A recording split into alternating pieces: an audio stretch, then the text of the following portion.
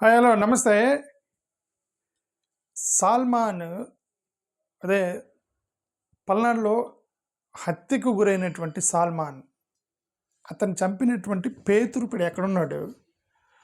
అతన్ని అరెస్ట్ చేశారా లేదా? అంటే నాకైతే ఇన్ఫర్మేషన్ లేదు. ఆన్లైన్లో ఎఫ్ఐఆర్లు అక్కడక్కడ మేము చూడటానికి ట్రై చేసాము. అతను నిజంగా అరెస్ట్ చేశారా లేదంటే పోనీ అతను అరెస్ట్ చేసినట్టు ఎక్కడన్నా న్యూస్ పేపర్ క్లిప్పులు కానీ ఏమైనా ఉన్నాయా లేవా అని మేమైతే వెరిఫై చేసాము. మాకైతే ఎక్కడ కనబడలేదు. పేతుర్ని అరెస్ట్ చేశారా లేదా అతను అబ్స్కాండ్ అయ్యాడని చెప్పేసి అతన్ని తప్పించారా లేదా అతను తప్పించుకున్నాడా, అతన్ని అరెస్ట్ చేసి జైల్లో పెట్టారా లేదంటే ఎక్కడున్నాడు అనే ఇన్ఫర్మేషను మాకైతే దొరకలేదు కాబట్టి అనుమానం వ్యక్తం చేస్తున్నా. ఓకే, ఈ పేతురు అనే వ్యక్తి ఎక్కడున్నాడు ఇప్పుడు? సాల్మాన్ది literal it is a murder. Okay, అది కావాలని కొట్టని లేదంటే గొడవలతో కొట్టని, బట్ అతను సాల్మాన్ అనేటువంటి ఒక వ్యక్తి అతను తన జీవితంతో పోరాడి హాస్పిటల్లో చనిపోయాడు. చనిపోక ముందు ఇట్ ఈస్ గొడవ, కేవలం అది ఒక గొడవ. చనిపోతే ఇదే మర్డర్, బికాజ్ అతన్ని మర్డర్ చేశారు ఇప్పుడు. ఓకే, మరి మర్డర్ చేసినటువంటి వ్యక్తి ఎక్కడున్నాడు? ఎంతమందిని అరెస్ట్ చేశారు ఇప్పటికి? వాళ్ళని నిజంగా తీసుకెళ్ళి అరెస్ట్లో జైల్లో పెట్టారా లేదా అనేది మనకు తెలీదు. అతను తప్పించుకోవడానికి అతను ఎవరు? ఇప్పుడు ఆ సాల్మాన్ చెప్పి పేతురు చంపాడు.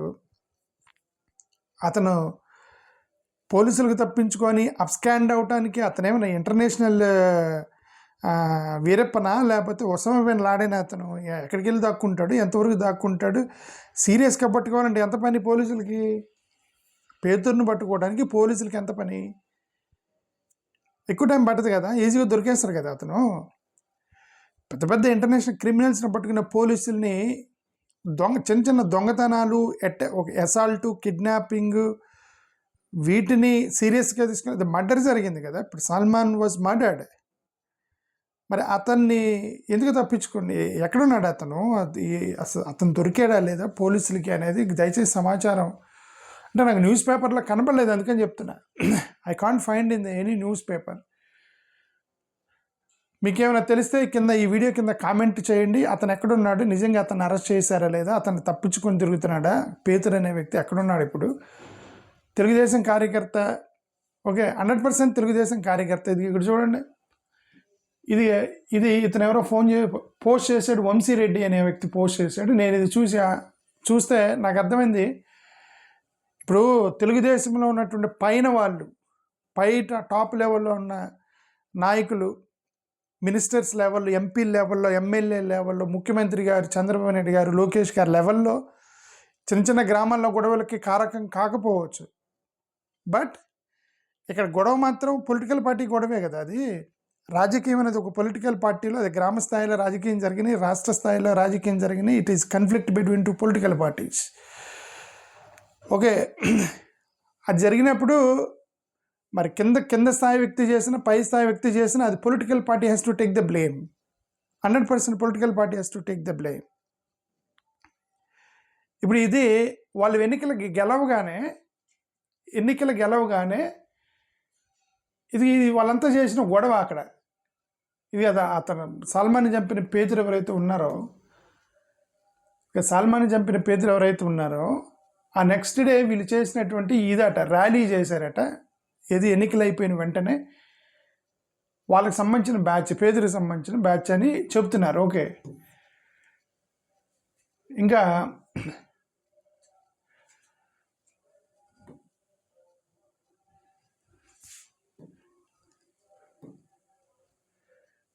ఇది ఇక్కడ చూడు, గొడవ పడుతున్నారు వీళ్ళు.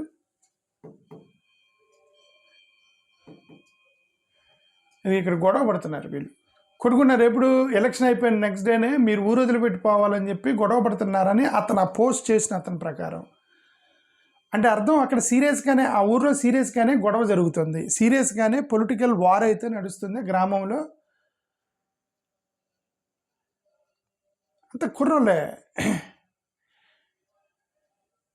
వీళ్ళల్లో చూస్తే. మరి ఎవడు కనీసం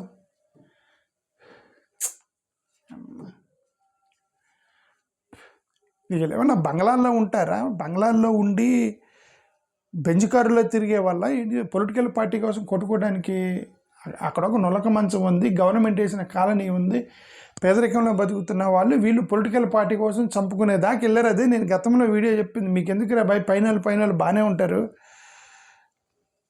ఎందుకు రా బాయ్ పేదరికంలో మనోళ్ళకి ఎందుకు రా బాయ్ మీకు గొడవ అని గతంలో చెప్పింది. అందుకే ఓకే సరే, whatever it may be, Salmon was murdered. అతన్ని అరెస్ట్ చేశారా లేదా అనేది ఒక చిన్న నాకు డౌట్ ఉంది. ఇది 100% పొలిటికల్గా ఉంది. ఇదిగో నాకు ఒక లిస్ట్ వచ్చింది, ఇది ఈ లిస్ట్ ప్రకారం చెప్తున్నాను. వీళ్ళందరూ ఊరు నుంచి తప్పించుకొని తిరుగుతున్నారట. ఇప్పుడు వీళ్ళందరూ ఎవరైతే ఇదిగో చూడండి, government should provide safety to the citizens and unite the flood citizens with their families. వీళ్ళందరూ తప్పించుకొని పోయారట. గవర్నమెంట్ రాగానే పారిపోయిన వాళ్ళ యొక్క లిస్ట్ ఇది. ఏది 2 మండలాల్లో, అది కూడా రెండు మండలాల్లో ఉన్న లిస్టే ఇది. ఈ 2 మండలాల్లో లిస్టే అక్కడ వాళ్ళ నేటివ్ వాళ్ళు చంపేస్తారని చెప్పి భయపడి ప్రభుత్వం ఎన్డీఏ గవర్నమెంట్ రాగానే వేరే ఊరికి వెళ్ళిన వాళ్ళు అట. వీళ్ళంతా వాళ్ళందరిని తీసుకొచ్చి వాళ్ళ కుటుంబాలతో కలపాలి. ఇది కలపరా? వాళ్ళు ఎంతకాలం ఊరు బయట ఉంటారు, ఎన్ని రోజులు ఉంటారు? ఇది చూడండి, వెల్దుర్తి మండలం అంటే ఇది వెల్దుర్తి మండలంలో కూటమి ప్రభుత్వం దౌర్జన్యాలకు గ్రామాల వదిలి వెళ్ళిపోయిన కుటుంబ వివరాలని సోషల్ మీడియాలో తిరుగుతుంది ఈ పోస్ట్. ఇది గొట్టిపాళ్ళ నుంచి 50 మంది యాదవ్ కుటుంబం, నెంబర్ ఆఫ్ ఫ్యామిలీస్ అండ్ మరి ఫ్యామిలీస్ అన్నారు. ఫ్యామిలీ మొత్తం పోయారా లేకపోతే ఫ్యామిలీ హెడ్ మొగలు వరకు తప్పించుకొని తిరుగుతున్నారో తెలియదు. ఓకే, ఫ్యామిలీ మొత్తం అంటే భార్య పిల్లలతో కూడా పోయిన వాళ్ళు పోతేనే ఫ్యామిలీ మొత్తం పోయినట్టు. ఇప్పుడు మన సాల్మాన్ భార్య పిల్లల్ని ఇక్కడే ఉన్నాడు, అతను ఒక్కడే పోయాడు కదా, మరి అతను ఒక్కనే పోయాడా ఇల్లు ఫ్యామిలీ పోయారు తెలియదు. ఇక్కడ నెంబర్ ఆఫ్ ఫ్యామిలీస్ అని తిరుగుతుంది. ఓకే చూడండి, యాదవ కులానికి సంబంధించిన వాళ్ళు కేవలం వెల్దుర్తి మండలంలో యాదవ కులానికి సంబంధించిన వాళ్ళు 50 ఫ్యామిలీస్ పారిపోయారట, ఆ గ్రామం వదిలిపోయారట. వీళ్ళు అధికారంలోకి రాగానే 20 మంది ఎస్సీ కుటుంబాలు పారిపోయారట. రజక అనవచ్చు, రజక కులస్తులు ఈ 7 పారిపోయారట. నాయుడు 10 మంది పోయారట. వడ్డెర కులానికి చెందిన 5, ఎస్టీకి 4, మంగళి 4, ముదిరాజు 10. వీళ్ళందరూ కూడా గొట్టిపాళ్ళ విలేజ్ నుంచే ఇంతమంది, గొట్టిపాళ్ళ విలేజ్ నుంచి 110 ఫ్యామిలీసు గ్రామం నుంచి పోయారట వీళ్ళు అధికారంలోకి రాగానే. వాళ్ళని తీసుకొచ్చి మళ్ళీ వాళ్ళ గ్రామం అనేది వాళ్ళ సొంతూరు అండి, వాళ్ళ సొంతూరులో వాళ్ళని ఉంచాలి. గుండ్లపాడు నియోజకవర్గంలో 20 మంది పోయారట. 20 మంది ఒడ్డెరు వాళ్ళు పోయారట, 20 మంది పెరికి వాళ్ళు పోయారట, 6 ఎస్సీలు పోయారట, 4 రజకలు పోయారట. మొత్తం 50 కుటుంబాలు గుండ్లపాడు విలేజ్ నుంచి పోయారట. వెల్దుర్తి మండలం నుంచి వెల్దుర్తి గ్రామం నుంచి 30 మంది ఎస్సీ ఫ్యామిలీలు పోయారట. మొత్తం వెల్దుర్తి గ్రామం మొత్తం 50 ఎస్సీ ఫ్యామిలీసే పోయినాయి. ఇదిగో సిరిగిరిపాడు 25 ఎస్సీ ఫ్యామిలీస్ మొత్తం పోయారు. మొత్తం 218 కుటుంబాలు కేవలం వెల్దుర్తి మండలంలోనే, కేవలం ఒక సింగిల్ మండలంలోనే 218 మంది గ్రామం వదిలి వేరే ప్రదేశాలకు వెళ్ళారు చంపుతారనే భయంతో. వీళ్ళందరినీ పోలీసులు తీసుకొచ్చి వాళ్ళ గ్రామంలో వాళ్ళకి రక్షణ కల్పించి ఆ గ్రామంలో పీస్ కమిటీ వేసి వాళ్ళతో కూర్చోబెట్టి 2 పక్కల రాజీ చేసి గొడవ చేసామంటే మీ అందరినీ జైలు వేస్తామని బెదిరించైనా సరే ఈ గొడవలు ఆపాలి. ఆపే ఉద్దేశం అంటే ఇమ్మీడియట్గా ఇప్పుడు పేతురుని అరెస్ట్ చేసి ఉండేవాళ్ళు. ఇప్పుడు ఎవడో గంజాయిలో పట్టుకున్నాడని రోడ్డు మీద నడిపించుకుంటూ పోయారు కదా, ఇప్పుడు పేతురు డైరెక్ట్గా మర్డర్ చేశాడు. పేతురు మర్డర్ చేశాడు కదా సాల్మాన్ని. అతను రోడ్డు మీద నడిపించుకుని తీసుకుని మరి ఏం కనపడలేదు కదా. అంటే అతను ఎక్కడున్నాడు? అతను ఎస్కేప్ చేశారా? అతను ఎస్కేప్ అయ్యాడా? పోలీస్ స్టేషన్లో ఉన్నాడా? తెలియదు. ఓకే, మనకైతే పెద్ద న్యూస్ ఇన్ఫర్మేషన్ దొరకలే. 218 మందిని తీసుకొచ్చి మళ్ళీ వాళ్ళ కుటుంబాలతో కలపాలి వీళ్ళు ప్రభుత్వము. వీళ్ళు ఉన్నారు కొంతమంది, వీళ్ళు పేరులతో సహా ఎక్కడికి వెళ్ళారో లిస్ట్ తిరుగుతుంది. వీళ్ళలో ఎక్కువగా రెడ్లు కనిపిస్తున్నారు ఇక్కడ. ఇది ఎక్కడ?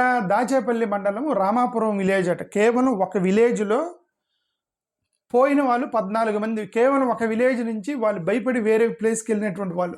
వీళ్ళలో ఎక్కువ మంది రెడ్లు ఉన్నారు. వేములు గురవారెడ్డి, ఈయన పండిటి వారి పాలెంకి పారిపోయాడట. నర్సిరెడ్డి ఈయన హైదరాబాద్ పారిపోయాడట. ఆకూరి వెంగళరెడ్డి ఈయన హైదరాబాద్ పారిపోయాడట. బండి వెంగళరెడ్డి ఈయన దాచేపల్లి పారిపోయాడట.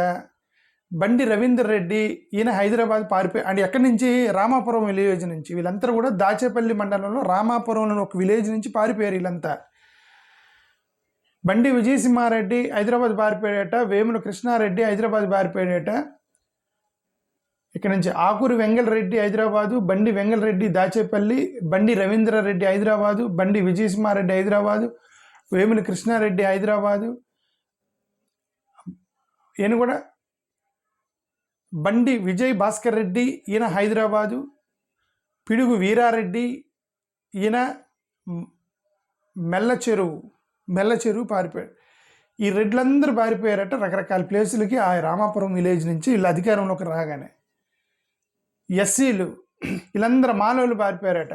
కోట ప్రభుదాసు దాచేపల్లి పారిపోయాడట, కోట నాగేంద్ర దాచేపల్లి పోయాడట, జంగా బాలయేసు ఇతను గుంటూరు పారిపోయాడట, కొరంపల్లి సైదారావు ఇతను హైదరాబాద్ పోయాడట, వెంకటయ్య సౌమ్య నాయక్ ఎస్టీ అతను కూడా గుంటూరు పారిపోయాడట.